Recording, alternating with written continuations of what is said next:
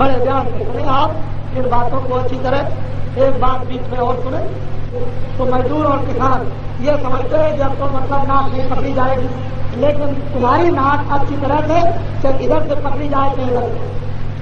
देश के अंदर सबसे बड़ा जिम्मेदार, सबसे बड़ा मेहनती और सबसे बड़ा दायित्व रखने वाला किसान और मजदूर है। इस किसान और मजदूर से चाहे खून से और चाहे पसीने से, चाहे उसकी हड्डी से, चाहे उसके बाल बच्चों से काम लेकर के अपना काम चलाइए, लेकिन सारे देश का किसान और मजदूरी एक ऐसा स्थान और मजदूरी एक ऐसा आदमी किसान है कि सारे देश के बोझे को ढो ढो कर अदा करता है।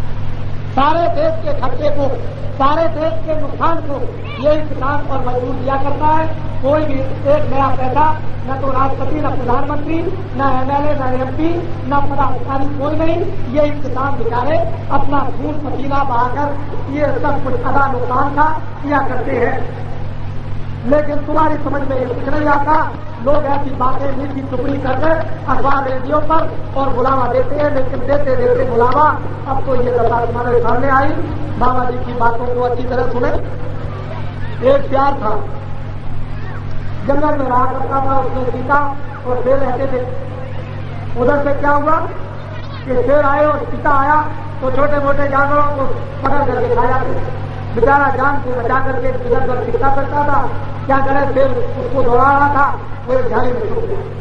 शेर आगे निकल गया उसको ढूंढने के लिए, वो जान को लेकर के भागा तो आगे उसको और कुछ नहीं मिला। एक शेर की मरी खान मिल गई उसके। जब उसके अंदर घुस गया तो शेर उधर से दौड़ता हुआ आया, उसने देखा कि ये तो शेर है, तो आगे चला गया। उस यार ने सोचा कि ये तो बहुत अच्छा हुआ कि मेरी जान बच गई। अब तो दिन में कई इधर उधर अपना खाना खाया हुआ और बस किसी खान में आकर के अंदर घुस के बैठ जाया करूंगा, कोई भी जंगल का जानवर नहीं भूलेगा, क्योंकि ये तो शेर की शक्ल है। सारे के सारे छोटे मोटे जानवर उसको देख करके डरने लगे, क्योंकि उस दिन में इधर उधर घूम करके खाया है और उस शेर की खान में घुस जाए, सब जानवर उससे डरते थे। बहुत दिनों के बाद में उसको मान लिया छोटे छोटे जानवरों ने। प्यारों के यहाँ शादी हुई।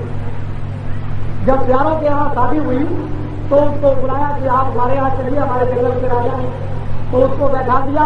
वो तो ओढ़े हुए था शेर की खान, उसके अंदर प्यार बैठा हुआ था। जब शादी हो गई प्यारों की तो प्यारों को लोग अब भाई तो बड़े जोर से चिल्लाए वाह वाह। जब वो सब चिल्लाए तो उसको भी नहीं रहा गया, वो भी बड़ी जोर से उस खान के अंदर चिल्लाया कि वाह वाह वाह वाह। तो सब जान बोले, अरे यार ये तो मेरी जात का है, इसने तो शेर की खान उड़ रखी, इसको निकालो बाहर, बाहर निकालो इसको जल्दी से। जब उसको निकाला गया तो उसका क्या निकला, वो तो शेर की खान उड़े हुए था। अरे कह लगे मेरी जात का कितने दिनों तक हमारे ऊपर ये राजा बना हुआ। अब समझ में आया।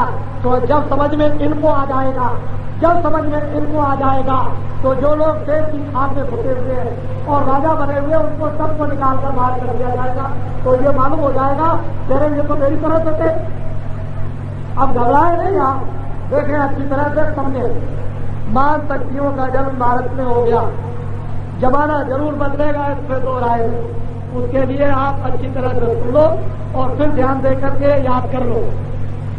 फिर मैं आपको ये बात बतलाता हूँ, भजन करना है, सुमरन करना है, ध्यान करना है, काम करना है, बच्चों की सेवा करनी है, दफ्तर में जाना है, खेती में जाना है, व्यवसाय करना है, कपड़े पहनने हैं और खाना खाना है, एक दूसरे की सेवा करनी, एक दूसरे के काम आना और भजन करना आत्म कल्याण के लिए। ये सब काम आपको करने होंगे। इस काम से आपको यानी हटना नहीं, सुस्त नहीं होना, कायल नहीं होना है, क्योंकि बाबा जी किस तरह का पाठ पढ़ा रहे। तब तो इतना बड़ा जन समूह आपने देखा नारियों की तरफ, इसके यहाँ ये संदेश सुनने के लिए नारियां जाती, इनको कुछ राहत न मिलती होती, कोई रास्ता न मिला हुआ होता, कोई विश्वास न आया हुआ होता, कोई फायदा इसको न पहुंचा हुआ होता, तो इस मैदान में क्यों आते? कोई वजह तो जरूर है, इसको आपको विचार करना चाहिए। इसलिए मैं तो ये निवेदन और प्रार्थना करूंगा और फिर कहूंगा कि भारत के एमएलए एमपीओ अब भी होश में आ जाओ, शराब ताड़ी को छोड़ दो, मांस मछली को छोड़ दो, रिश्वत लेना छोड़ दो, पैसा इकट्ठा करना छोड़ दो, ये तमाम तरह के कत्ल करना कराना छोड़ दो। अन्याय करना छोड़ दो, ये और जुल्म जो करते हो उसको छोड़ दीजिए, नहीं तो भारत की प्रजातंत्र जनता आपको एक ऐसा सबक देगी जो 5000 वर्ष के अंदर भी आपको ये सबक नहीं मिला।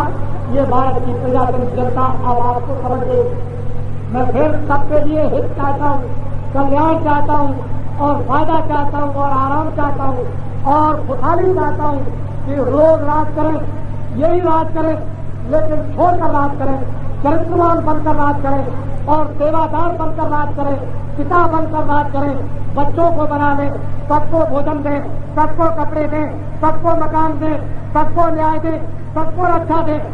लेकिन अगर लूटपाट करोगे बच्चों को तो ये बच्चे आपको अब सबक दे देंगे, शिक्षा आपको दे देंगे।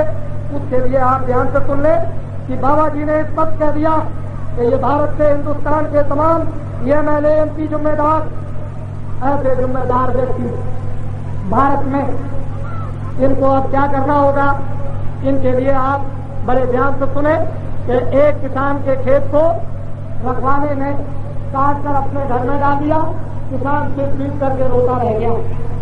भारत के रखवालों ने, MLA MPओं ने इस प्रजातंत्र के माल को लूट कर अपने घर में डाल दिया और सारे देश की प्रजा रोती रह गई। इसके पास क्या है, इनसे पूछा जाए तो इनको ये बताएंगे कि 20,000 रुपया कर्जा, ये बताएंगे 30,000 रुपया कर्जा, ये बताएंगे 10,000 रुपया कर्जा। तुम दे सकते हो कि नहीं दे सकते हो? ये नहीं दे सकते हैं। ये मुसीबत गांव गांव पर और परिवार पर आई हुई है। ये क्यों ऐसी मुसीबत आई? पहले भी तो लोग थे क्या? पहले नहीं थे? पहले भी थे लोग, पहले भी शक्ति थी, पहले भी चरित्र थे, सदाचार था, एक दूसरे के काम आते थे, लेकिन इतनी बीमारियां नहीं थी, इतने कतले आम नहीं थे, इतने अन्याय और दुराचार नहीं थे, बड़ी बीमारियां नहीं थी। लेकिन आदमी को पेट भर भोजन मिलता है और यही कह करके आपने राजाओं को बदनाम किया, जनता को उकसाया राजाओं की कि ये दुराचारी है, ये अन्यायी है और ये तमाम प्रजा को सताते हैं, नाना प्रकार का दुख देते हैं।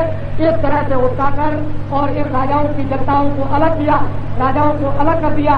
लेकिन राजाओं से भी बेहतर हजारों गुना जना, यानी इस समय पर दशा पर जाकर के खड़ा कर दिया कि सारे देश की जनता चिल्ला रही है। भारत की जनता एक तरफ अपने विचारों को, उसको ध्यान से सुन ले। बाबा जी इन बच्चों के लिए, अपने लिए नहीं, सुन लो, न बाबा जी को राष्ट्रपति बनना, न बाबा जी को प्रधानमंत्री बनना, न बाबा जी को MLA MP बनना, न बाबा जी को चुनाव व्यक्तिगत मानना। बाबा जी आपकी सेवा करेंगे ऐसे ही जन समूह में गए और आपके सेवादार हैं। बाबा जी धोबी का काम करते हैं और मैले कपड़े को धोने वाले धोबी हैं, लेकिन जाट के बाहर का कपड़ा धोने वाले धोबी नहीं। मन बुद्धि चित्त अंतःकरण आत्मा, आंखें कान और बाड़ी को धोने वाले यानी बाबा जी धोबी को धोबी, लेकिन कपड़ा धोने वाले जाट के धोबी नहीं। इसको याद कर ले अच्छी तरह से। बाबा जी कोई पद नहीं चाहते हैं, बाबा जी को तो ये सेवा कबूल है और अंतिम श्वास तक ये सेवा करते रहेंगे। बाबा जी को इन बच्चों के लिए जो भगवान स्वप्न देते हैं वो कह रहे हैं, आओ बच्चे, हरिद्वार में 30 और 30 वर्ष के अगर तुमको राजनीति के द्वारा देश की सेवा उत्थान की करनी है तो वो इकरारनामा जो तुमको मिल गया होगा, नहीं मिल गया होगा तो इन प्रेमियों से मांग लेना कि वो कौन सा इकरारनामा है कि जो मुझे यहाँ और हरिद्वार में भरना है और तुम आकर उस इकरारनामे को भरो। हम सारे देश की जनता से आह्वान करेंगे और प्रार्थना करेंगे, मुझको अपने देश की जनता पर, मुझे अपने देश के उन व्यक्तियों पर जो सनातन धर्म और सनातन सच्ची सत्ता ईश्वर पर विश्वास करते हैं, रामायण और गीता पर मुझे विश्वास है कि बाबा जी की बात को वो मान लेंगे और मानकर बाबा जी इन बच्चों के लिए जो कुछ भी उनसे ट्रांसफर करेंगे वो उसको स्वीकार करेंगे। और बाबा जी ने इन बच्चों के लिए यानी 19 से बात करके अंत समय तक 20 करोड़ वैचारिक आध्यात्मिक क्रांति की तरह इस देश के अंदर बिना अखबार और रेडियो के फैला की है। और बाबा जी ने इन बच्चों के लिए 30 करोड़ आदमियों का जन्म तैयार करके रख दिया है और ये 20 करोड़ यानी राष्ट्रियों का जन्म इन बच्चों को अपना मतदान देना। बड़े ध्यान से सुने, बाबा जी को कोई काम नहीं करना।